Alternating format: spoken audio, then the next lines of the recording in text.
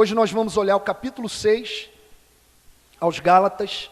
Vamos encerrar essa carta de Paulo aos Gálatas a partir do versículo 11. Capítulo 6, a partir do versículo 11.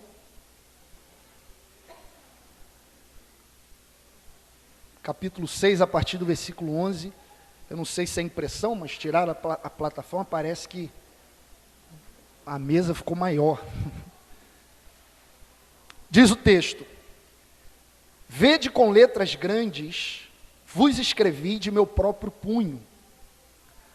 Todos os que querem ostentar-se na carne, esses vos constrange a vos circuncidardes, somente para não serem perseguidos por causa da cruz de Cristo.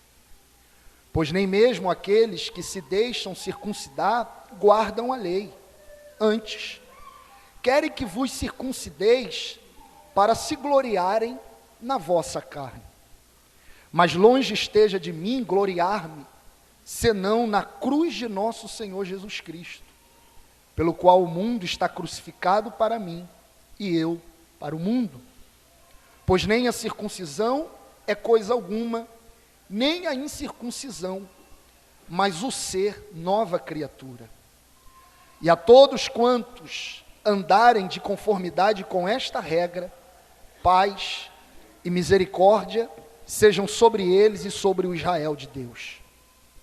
Quanto ao mais, ninguém me moleste, porque eu trago no corpo as marcas de Jesus. A graça de nosso Senhor Jesus Cristo seja, irmãos, com o vosso espírito. Amém. Amém? Vamos orar. Pai Santo, estamos, Senhor, diante da Tua palavra escrita. E com grande temor, tremor e reverência à Tua palavra, nós rogamos a Teu Espírito para que o Senhor aplique, Senhor, a revelação da Tua palavra em nossos corações. Como fora cantada aqui, as palavras do apóstolo Pedro, para onde nós iremos, Senhor?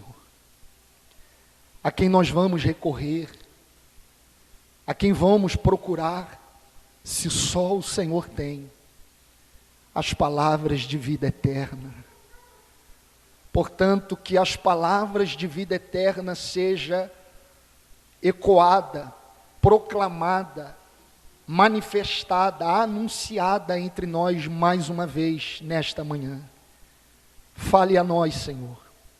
Fale a nós. Fale conosco por meio da Tua palavra. Abra os olhos do nosso entendimento para a revelação da Tua palavra. Tenha misericórdia do seu servo diante da sua igreja diante do seu servo, a fim de que o Senhor receba a glória para si, seu reino avance e sejamos conformados à imagem de seu Filho. É o que nós rogamos e oramos a Ti no nome de Jesus. Amém e amém. Então, como eu disse aos irmãos, capítulo 6 é o último capítulo da carta do apóstolo Paulo às igrejas da Galácia. E agora, a partir do versículo 11, o apóstolo vai concluir, o apóstolo vai fazer suas considerações finais para aquelas igrejas situadas nas regiões da Galácia. Então, a partir do versículo 11, ele vai fazer a sua conclusão. Vai concluir, vai fazer algumas observações para encerrar esta carta, para encerrar o que ele vem tratando ao longo de toda a carta. E ele inicia no versículo 11, dizendo: Vede com que letras grandes vos escrevi de meu próprio punho. E aqui a gente precisa fazer uma observação, porque Paulo, nas suas escritas, nas suas cartas, o apóstolo usava como que um secretário para escrever o que ele vinha falando. Era de costume o apóstolo falar, narrar, dizer e alguém, como um secretário, escrevia o que o apóstolo ditava, o que o apóstolo anunciava. Então, o apóstolo ditava, falava, e esse meio que secretário escrevia e anotava de maneira fiel ao que o apóstolo dizia para ser escrito. E ao final da carta, Paulo tinha o costume de colocar o seu próprio nome. Era como que uma assinatura, e ele colocava o seu próprio nome, e esse próprio nome do apóstolo era já do próprio punho dele. O próprio apóstolo colocava como que uma assinatura, seu próprio punho, ele escrevia o seu nome nas cartas que ele ditou e um secretário escreveu. No final, ele mesmo colocava sua assinatura. Porém, Paulo diz aqui que ele escreveu com grandes letras de seu próprio punho.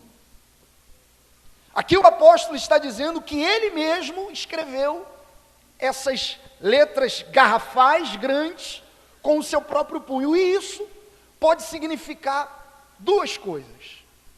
Duas coisas os comentaristas dizem o que isso apresenta para nós. A primeira é que Paulo escreveu toda a carta com o seu próprio punho. Alguns comentaristas dizem que quando ele diz isso, é que toda a escrita aos Gálatas veio do próprio punho do apóstolo, que não teve agora um secretário, mas ele escreveu toda a carta. Já alguns outros comentaristas dizem que este bloco, a partir do versículo 11 até o final, é escrito pelo apóstolo com o seu próprio punho e não toda a carta aos Gálatas. E eu acho, observando, que eu acho que é isso. A partir do versículo 11 até o 18, esse bloco final, essa escrita final, é o próprio apóstolo escrevendo com o seu próprio punho. É o próprio apóstolo registrando, tomando a pena do secretário e escrevendo com o seu próprio punho essa parte final. Só para a gente observar que isso é um fato, que ele escrevia e assinava as suas cartas, põe para a gente aí, Alan, 2 Tessalonicenses capítulo 3, versículo 17. Se puder, pode colocar na tradução da NAA. 2 Tessalonicenses capítulo 3, versículo 17. Olha lá. A saudação é de próprio punho. Paulo, este é o sinal em que em cada carta é assim que eu assino. Então o apóstolo escrevendo aos Tessalonicenses, ele sauda com o seu próprio punho e ele diz que ele assinava a carta no final para mostrar que aquilo era um sinal que foi o próprio apóstolo quem ditou aquela carta. Então era um costume de Paulo assinar as suas cartas no final. Ele fazia a sua própria assinatura com o seu próprio punho, dizendo: esta carta é minha, ainda que eu mesmo não a escrevi toda ela, eu ditei, mas fui eu quem disse para o secretário registrar tudo isso, e ele assinava no final. Já aqui, como eu disse, esse bloco final aos Gálatas é ele mesmo. Ele não só vai assinar, ele não só vai mostrar a sua assinatura no final. Aqui, antes de encerrar a carta, ele toma a pena do secretário e diz: deixa eu escrever o final agora. Deixa eu concluir esta carta.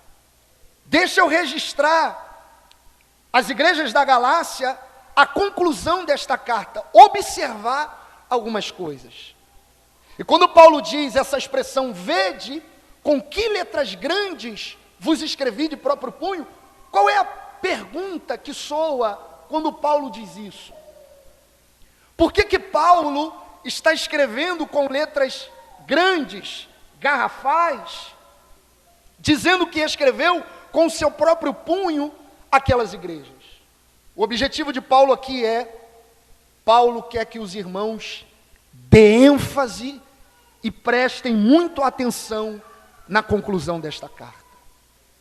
Toda ela é de máxima observação, toda ela é de total consideração, e agora no final ele diz, dê atenção que eu estou escrevendo. É como se, hoje em dia, a gente colocasse em negrito, a gente colocasse de uma outra cor, alguma escrita que nós estamos escrevendo, um texto, e de repente vem algumas partes em negritos, ou seja, observem isso, dê atenção a isso. Então o apóstolo está concluindo, tomando a pena do secretário, escrevendo, dizendo, prestem atenção nessa conclusão. Observem esta conclusão da carta. E aí no versículo 12 e 13, o apóstolo novamente, como ao longo da carta, vai desmascarar os falsos mestres. Versículo 12 e 13, o apóstolo vai desmascarar aqueles que estavam perturbando a igreja do Senhor. O apóstolo vai desmascarar aqueles que estavam atacando as igrejas da Galácia e perturbando, fazendo com que os irmãos observassem a circuncisão como um meio de serem salvos. Novamente o apóstolo vai desmascarar eles nos versículos 12 e 13. E observem, olhando esses dois versículos, essa parte é um retrato dos nossos dias. O que o apóstolo vai observar aqui é um retrato dos nossos dias. É um retrato dos falsos profetas dos nossos dias. É um retrato das falsas igrejas dos nossos dias. É um retrato dos falsos pastores dos nossos dias. Está muito parecido com o que nós estamos vendo no evangelicalismo brasileiro. É muito semelhante ao que a gente observa no evangelicalismo dos nossos dias. 12 e 13, desmascarando os falsos profetas. Isso mostra os falsos profetas, as falsas igrejas, os falsos pastores dos nossos tempos. Versículo 12, os falsos mestres buscavam a aprovação dos homens para escaparem da perseguição. Vou repetir. No versículo 12, Paulo vai dizer que os falsos mestres que estavam perturbando as igrejas da Galácia, eles buscavam elogio, eles buscavam aprovação dos homens, para não serem perseguidos. Olha o que ele diz: todos os que querem ostentar-se na carne.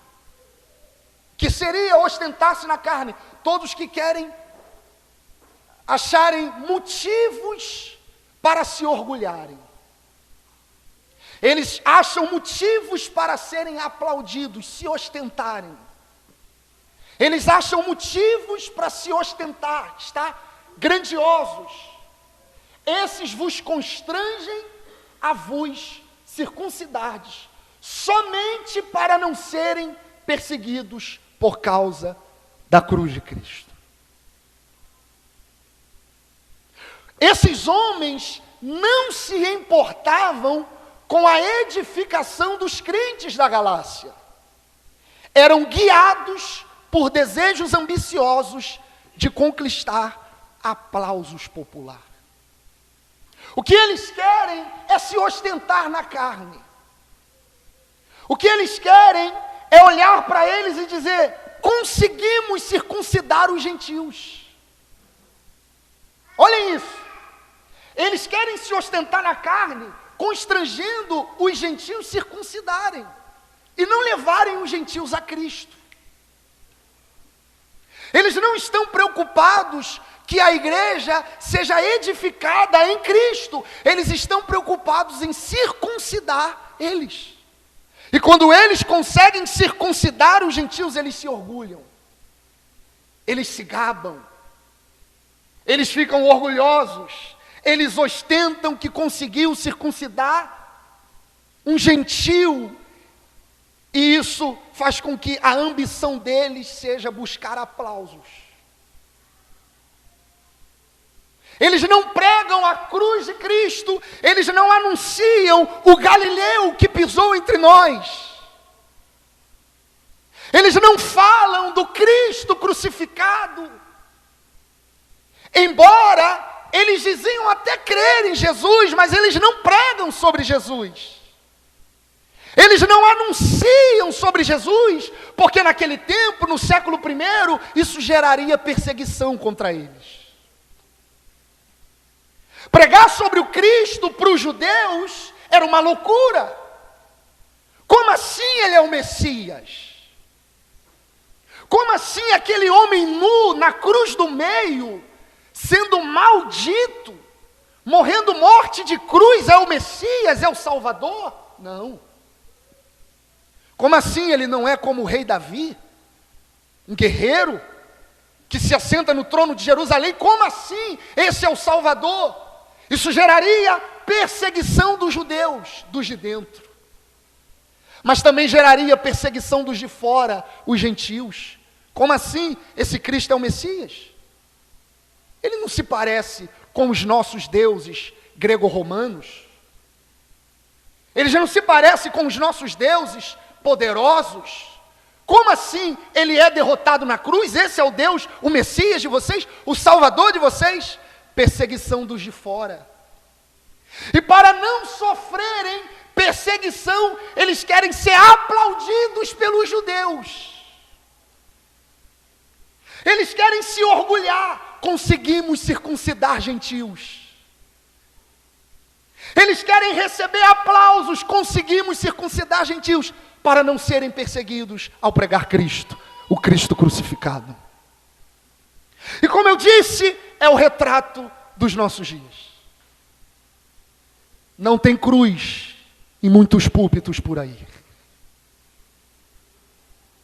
Não tem salvação em muitos púlpitos por aí. Ou quando tem, pregam-se só a parte boa do Evangelho. Só que o Evangelho como um todo não é pregado. Porque o Evangelho é queda, redenção e glorificação. Só falam da redenção, só falam da glorificação, não tem queda. Os homens não sabem o porquê estão sendo salvos. Não tem Cristo, não tem cruz. Por quê? Porque querem aplausos. Então venha e sua vida vai mudar. Dê seu dinheiro e você vai prosperar, vai passar naquele concurso, vai dar certo. Venha e você vai mudar de casa. Compra isso e seu carro vai mudar. Compra a campanha e sua história de vida e seu casamento. Você vai ver como vai ser esse ano. Todo ano, sempre no início do ano, é o ano do sucesso, né? Esse é o ano do sucesso. Então o que se tem é Davi matando Golias. Seu Golias vai cair. O que se tem é rodeia a muralha, sua muralha vai cair. E não que não tenha que pregar isso, mas a Bíblia, toda ela, desde o Antigo Testamento, está apontando para uma causa. E a causa é o Evangelho, queda, redenção e glorificação. Todo o Antigo Testamento, todo o Novo Testamento, toda a Bíblia, aponta-se para uma única mensagem: Cristo, o Salvador dos homens. Não que Deus não abra, não que Deus não faça, não que Deus não pode, Ele faz. Mas esta não é a ênfase do Evangelho, esta não é a ênfase da Bíblia, essa não é a ênfase do cristianismo. A ênfase do Evangelho é Cristo e este crucificado. E pregar Cristo e este crucificado vai falar que nós somos rebeldes. Vai falar que nós somos pecadores, merecedores da condenação eterna. Pregar Cristo e esse crucificado vai falar para os homens que eles são depravados, como o texto que a Letícia leu aqui, desde quando nasceram. Isso não é popular. Isso não faz do pregador, do mestre, do pastor, do profeta, algo muito bem quisto. Chegar no domingo, alguém sentado e dizer: você é um vil pecador e está indo para o inferno. Mas há um Cristo Salvador que veio te salvar. Essa é a mensagem da Bíblia, essa é a mensagem do Evangelho. Então eles não pregam Cristo e este crucificado porque temem perseguição. Então eles se orgulham. Vamos circuncidar. Eles se gabam de circuncidar os gentios. Eles se gabam de circuncidar os gentios para não serem perseguidos. Eles não têm preocupação na edificação da igreja. Pasmem os senhores, muitos por aí não estão preocupados com a edificação da igreja. Não estão. Pasmem os senhores, muitos por aí não amam os crentes que estão ali sentados. Não os amam. Porque se o amassem, falaria o evangelho completo como ele é. Então, esses falsos mestres buscam a aprovação dos homens para não serem perseguidos. Versículo 13, esses falsos mestres, nem mesmo eles guardam a lei e querem se gloriar para que os outros cumpram a circuncisão e guardam a lei. Ou seja, eles são hipócritas. Esses falsos mestres judaizantes, no versículo 13, o apóstolo vai falar que eles são hipócritas. Eles não observam a lei, eles não conseguem cumprir a lei e querem que os outros cumpram, pois nem mesmo aqueles que se deixam circuncidar guardam a lei.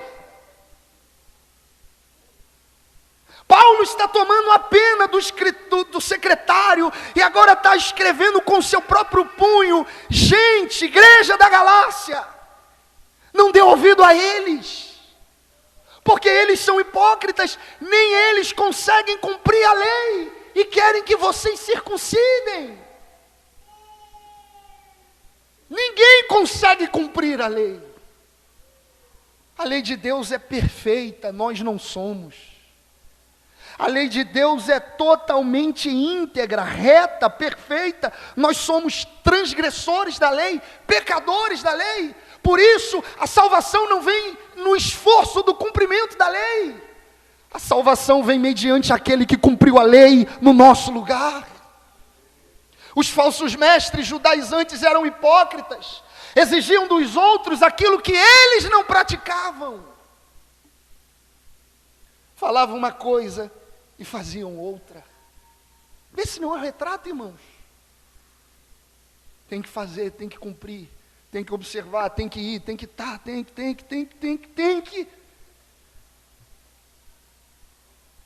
E tudo isso é senão você perde a salvação. Senão você vai para o inferno. Senão Deus não é com você. Senão o devorador vai te pegar. Está dando errado porque você tem que. Não está indo porque você tem que. É confiar no Cristo e agora ter que não para ter, mas porque eu tenho. Não fazer para receber, mas porque já recebi. Falavam uma coisa e faziam outra, pertenciam ao mesmo grupo dos fariseus, sobre os quais Jesus disse: porque dizem e não fazem. Jesus falou isso em Mateus 23, 3, que os fariseus diziam, mas não faziam. É por isso que igreja é o lugar da misericórdia, como foi pregado aqui na exposição semana passada, sobre suportar o outro, sobre entender que às vezes eu estou no espírito e o outro está agindo na carne, mas às vezes vai ser eu que vou agir na carne e o outro vai estar no espírito. É por isso que igreja é o lugar do amor. Por que é o lugar do amor? Porque dizem e não fazem. Às vezes eu vou pecar, às vezes você vai pecar. Aqui não pode ter hipócritas. Jesus disse isso, que eles diziam, mas não faziam. Jesus chamou esse grupo de hipócritas, de raça de cobras, raça de víboras. Tudo que eles desejavam era ter estéticas, perfeccionismo, apresentação. Tudo que eles desejavam era números para relatar e receber mais glórias para si mesmos. O desejo deles é circuncidar os outros para eles se ostentarem. Olha quantos a gente está trazendo para o judaísmo. Olha quantos a gente está convertendo para o judaísmo e não para o Cristo. Olha quantos estão entrando na nossa denominação. Olha quantos a gente está conseguindo batizar, realizar, fazer. Eles idolatravam os números, caíram na rede da numerolatria. Eles buscavam até lugares longínquos, não para levá-los a Cristo, para levá-los à prática judaizante, circuncidar, cumprir a lei, guardar o sábado. Se gabavam de tantos serem circuncidados em determinado ano.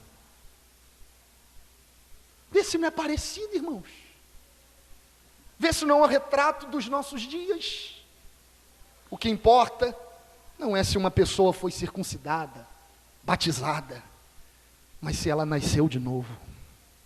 Se ela é uma nova criatura em Cristo Jesus. O Brasil foi muito evangelizado, mas pouco discipulado. Então a gente tem um inchaço nas igrejas de poucos convertidos. Porque tudo o que essa gente quer é número, é número, é número, é número. A programação é para ter número. Tudo que se faz é para número.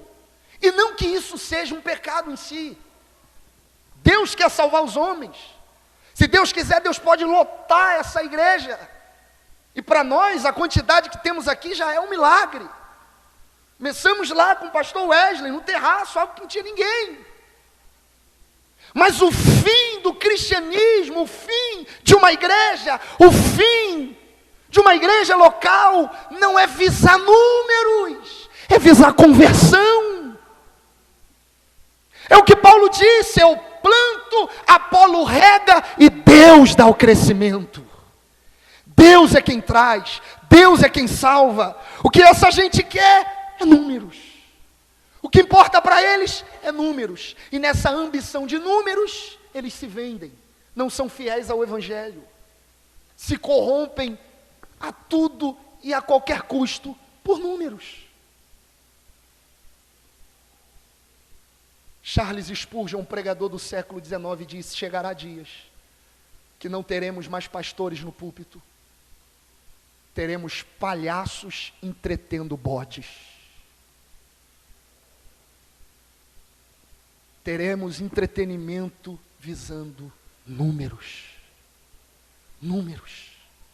Então não importa se foi circuncidado, se foi batizado, o que importa é se nasceu de novo.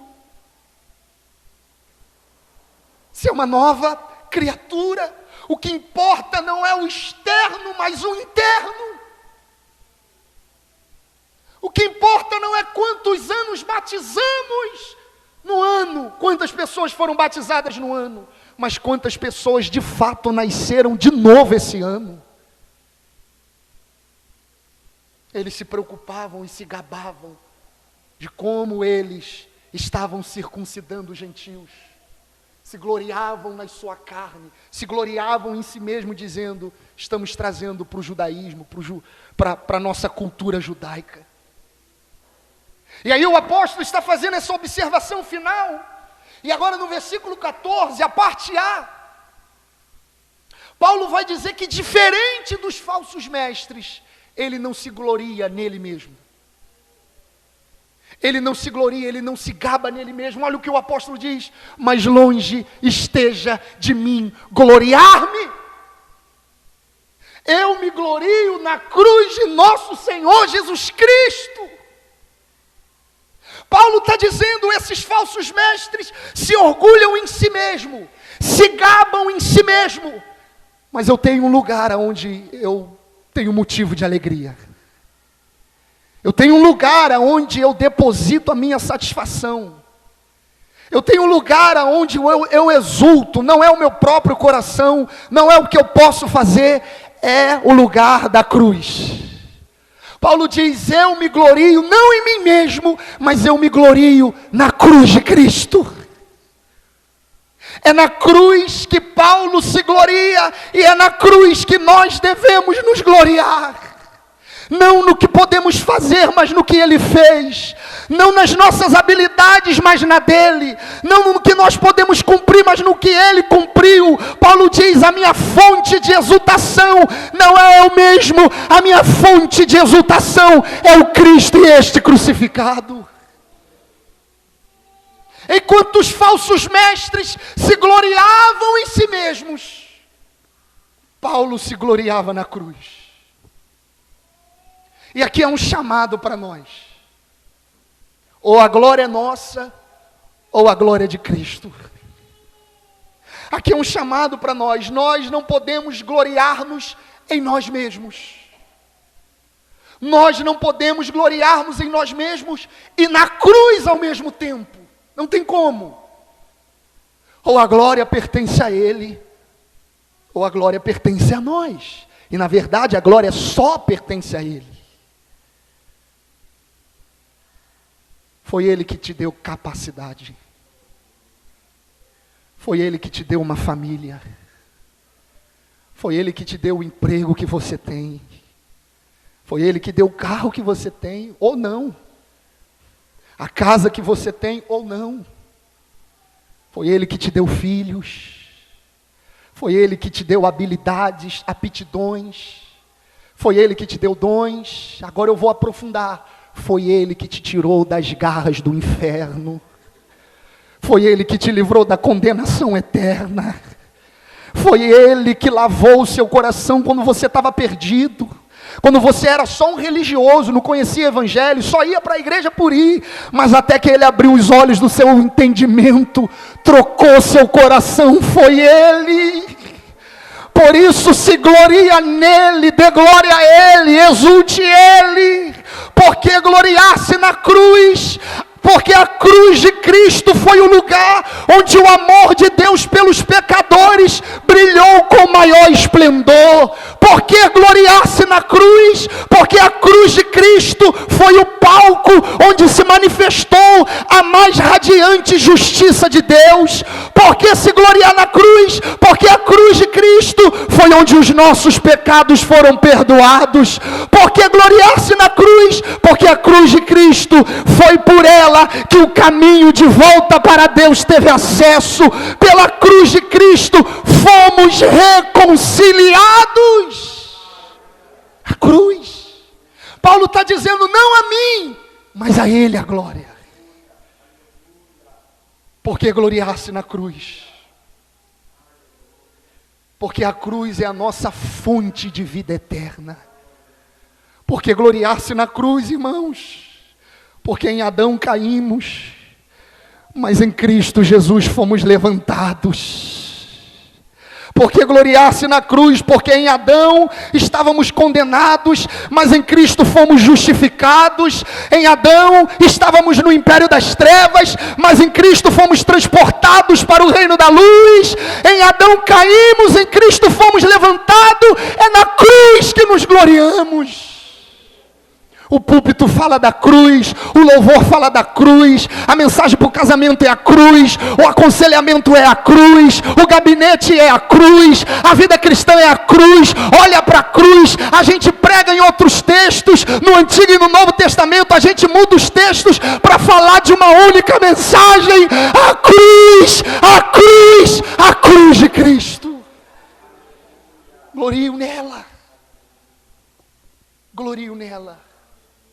O apóstolo está dizendo: não tem outra exultação senão Cristo e este crucificado.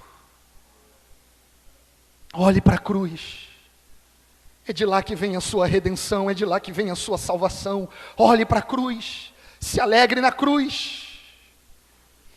A mensagem da prosperidade, irmãos, é muito pobre comparada ao Evangelho.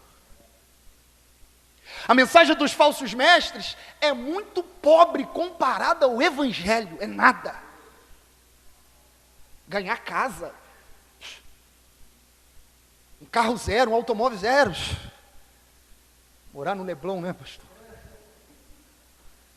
É nada, nada, Alex, nada. Comparado ao Evangelho, isso não é nada. Por quê? Vida eterna. Livre de uma vez por toda deste corpo corruptível. Santo por inteiro ao lado dele. O Evangelho fala de libertação eterna, justificação. O Evangelho fala de uma mensagem muito superior do aqui e agora. Se alegre, se glorie na cruz de Cristo. Seu casamento precisa da cruz de Cristo. Sua vida cristã precisa da cruz de Cristo. Seu relacionamento, sua vida profissional, toda a sua vida precisa da cruz. Olhe para Cristo. Lá você vai encontrar motivo de alegria. Lá você vai encontrar motivo para servir sua esposa, para servir seu esposo. Lá você vai encontrar motivo para trabalhar. Lá você vai encontrar motivo para viver. Olhe para a cruz, respire fundo e diga para o seu próprio espírito: já não há nenhuma condenação para aqueles que estão em Cristo Jesus. Paulo, você se gloria nas suas viagens missionárias? Não. Paulo, você se gloria por trazer Timóteo para te discipular Timóteo? Não. Já sei, Paulo, você se gloria porque você se desbravou o mundo, você fez o Evangelho chegar na Europa, é isso? Não. No que se gloria? Eu me glorio somente na cruz de Cristo. A cruz de Cristo que Paulo se gloria, porque ele entende que lá ele morreu para o mundo e o mundo morreu para ele.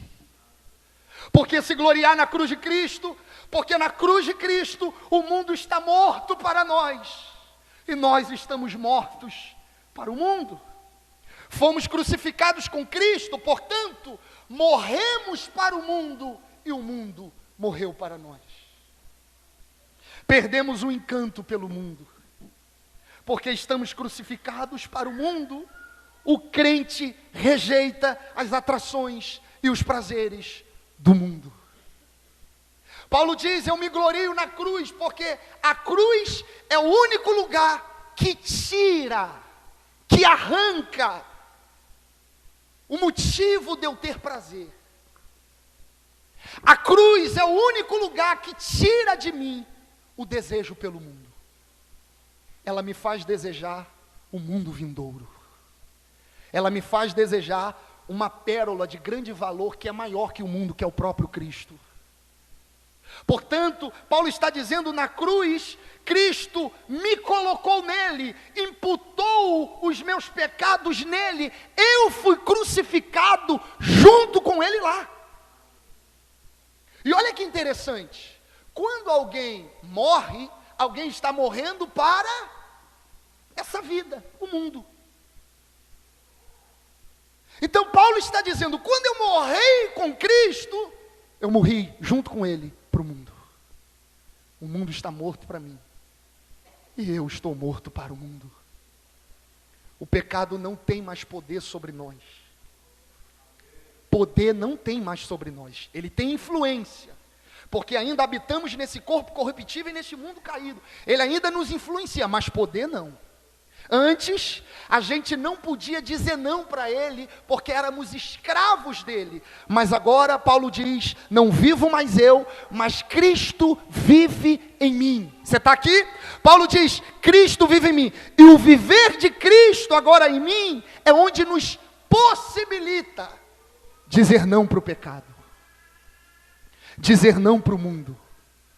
O Espírito de Deus em nós nos empodera a rejeitar os prazeres e o encanto deste mundo. Eu tenho uma palavra: você está morto para o mundo. Você está morto para o mundo, eu estou morto para o mundo, nós estamos mortos para o mundo. E o que seria o mundo? É esse sistema dominado pelo espírito do anticristo. É esta vida longe de Deus. É esses prazeres que a serpente falou lá no jardim.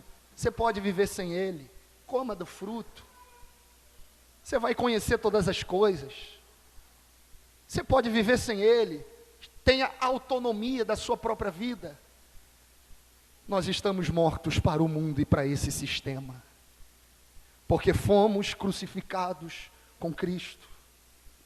Crucificados com Cristo, versículo 15, faz com que nós sejamos uma nova criatura.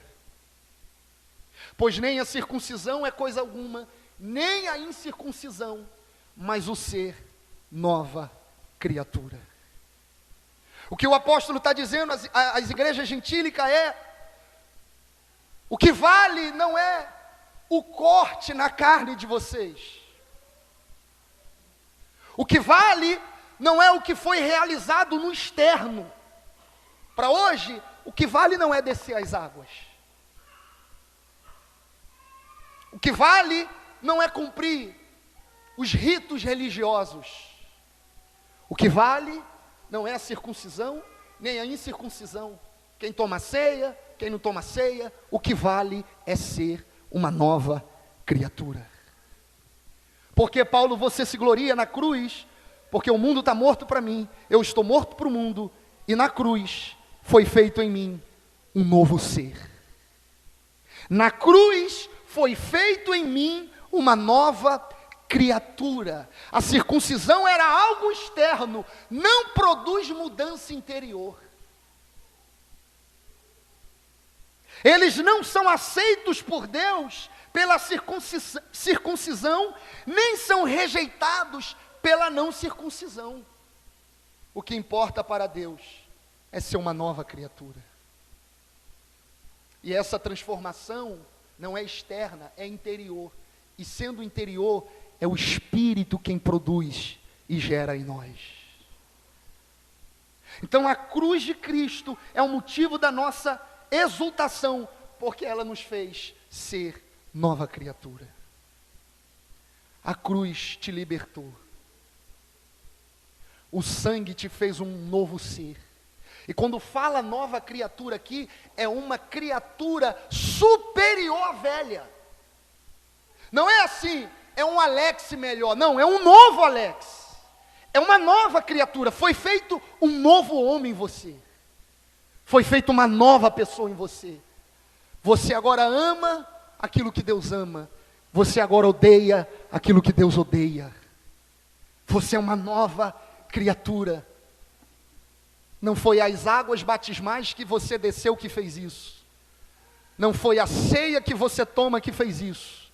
Mas foi o Espírito de Deus dentro do seu coração que realizou o milagre de nova criatura em você. Te transformou. Houve regeneração. Houve salvação em você. A cruz fez isso. Para concluir, Paulo se gloria na cruz de Cristo.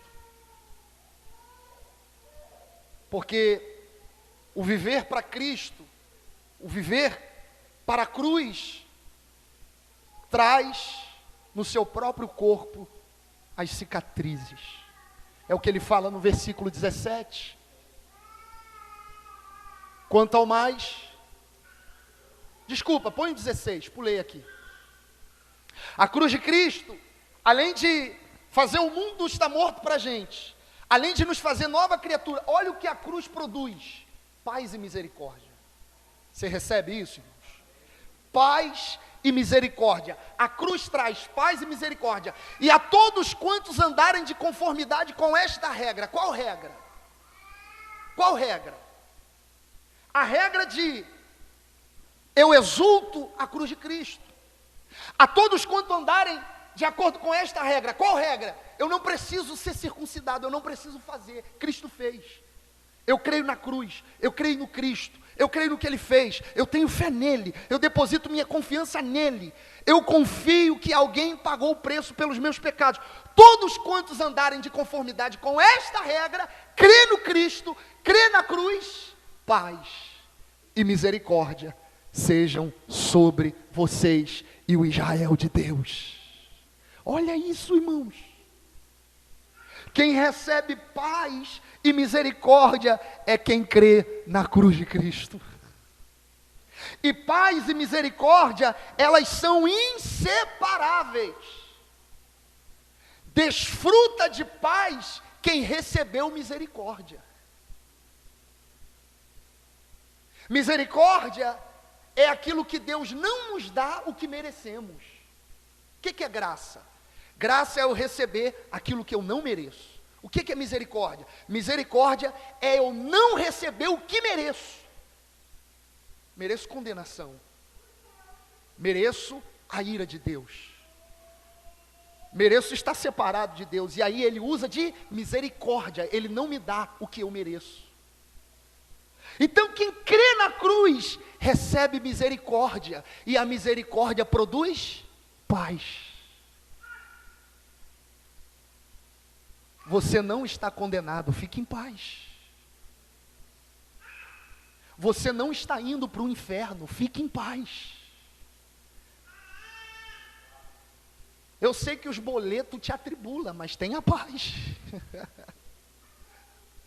Receba, é o desejo do apóstolo, paz e misericórdia. Eu diria misericórdia e consequentemente a paz.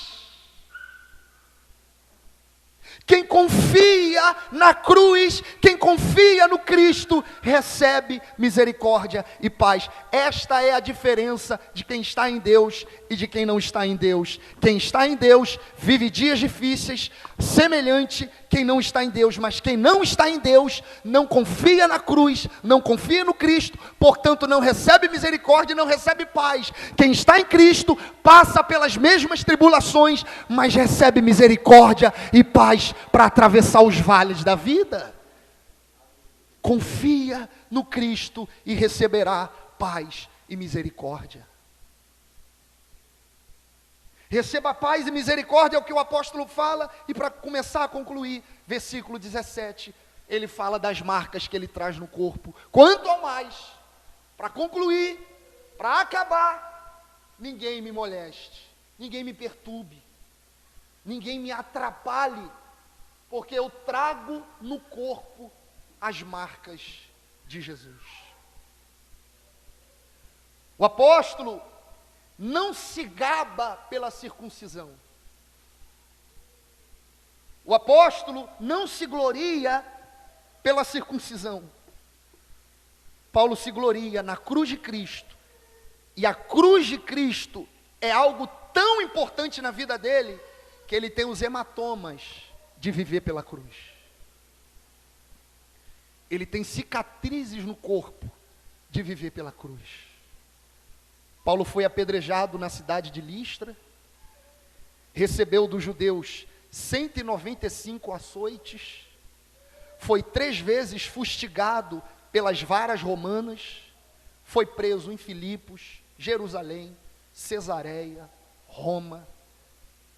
Seu sofrimento pelo evangelho e os ferimentos que seus perseguidores lhe afligiram e as cicatrizes que ficaram eram as marcas de Jesus no seu corpo. Essas eram suas verdadeiras credenciais. E isso bastava. O que Paulo trazia como credencial eram as marcas no seu próprio corpo. Do apóstolo, a gente não só ouve ele pregar e vê o Cristo, mas no apóstolo a gente olha para o seu corpo e vê o Cristo que ele carrega. Ele traz no seu corpo as marcas de Cristo. Ele traz no seu corpo as cicatrizes da marca de Cristo. O que isso fala para nós? Que a cruz de Cristo dá propósito para as cicatrizes da vida. Vou repetir isso aqui, irmãos. A cruz que a gente confia no que ele fez, dá propósito para as suas dores.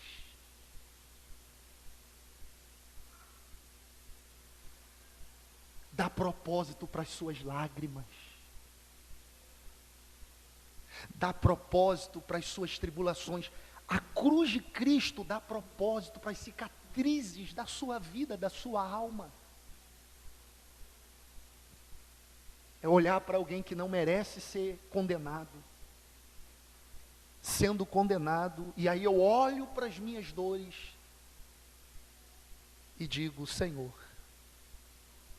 me ajude a passar, porque o Senhor também foi ferido no meu lugar. É olhar para aquele que não tinha pecado e foi condenado, imputando nele todos os nossos pecados, é olhar agora para as adversidades da vida e dizer: essas adversidades, essas cicatrizes que estão marcando a minha alma, a cruz me dá propósito, me faz atravessar elas, me faz passar por elas, me faz vivenciar elas olhando para Cristo. Irmãos, todas as adversidades, tribulações, lutas, vales, lágrimas, dores que você atravessar, olhe para a cruz. Olhe para a cruz e faça uma pergunta para a sua alma. Ele não merecia e passou, por que eu não posso passar? Por que eu não posso viver? Portanto, a cruz vai dar sentido às dores da vida. Paulo, quando passava por tudo isso, há relatos dos apóstolos, depois de passar a noite toda apanhando, eles saíram alegres, dizendo: fomos dignos de apanhar pela causa do Cristo. Imagina, cheio de hematoma no rosto, imagina as costas toda lanhada, e saindo dizendo: seja o teu nome glorificado, tu és digno, Jesus.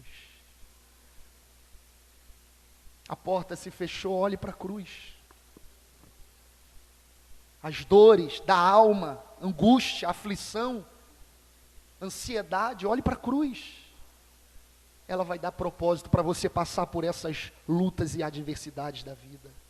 Por último, Paulo conclui essa carta da liberdade, invocando a bênção para a igreja. Essa é a carta da liberdade, essa é a carta que Paulo está dizendo: vocês não estão presos, vocês foram libertos, creia na cruz, creia no Cristo. Ele conclui essa carta da liberdade, invocando a bênção do Senhor sobre a igreja, e a graça de nosso Senhor Jesus Cristo seja, irmãos, com o vosso espírito. Amém. O que nós precisamos é da graça. O que nós necessitamos é da graça. O apóstolo começa essa carta falando da graça, capítulo 1, versículo 3, e termina a carta falando da graça, capítulo 6, versículo 18. Toda a carta foi dedicada ao tema: a graça de Deus, favor imerecido a pecadores indignos. Você precisa, eu preciso, nós precisamos da graça de Deus. Da graça de Deus. Da graça de Deus. Em toda a área da nossa vida, um favor que não merecemos. Um favor que não merecemos. Precisamos ser assistidos pela graça de Deus. Receba a graça de Deus, irmãos. No seu casamento, na sua vida, na sua profissão, nas áreas que você não pode, a graça de Deus pode. A vida cristã, do início ao fim, é pela graça, pela graça, pela graça. Há um texto que lá na Nova Jerusalém, no novo céu e nova terra, diz a Bíblia, João registrou o que ele viu em Apocalipse. Ele disse que a igreja vai se prostrar diante do Cordeiro e vai dizer: ao Cordeiro de Deus pertence a salvação. Ou seja, até no novo céu e a nova terra, até na eternidade, a igreja vai reconhecer: só estamos aqui por causa da graça do Cordeiro de Deus. Cristianismo, do início ao fim, é a graça que nos sustenta. Graça de Deus. Que a graça de Deus esteja conosco, esteja com o nosso espírito, esteja nos auxiliando, esteja nos ajudando, esteja na nossa jornada da vida cristã neste mundo. Graça de Deus, um favor imerecido. Amém? Assim concluímos a carta aos Gálatas. Que Deus te abençoe em Cristo Jesus.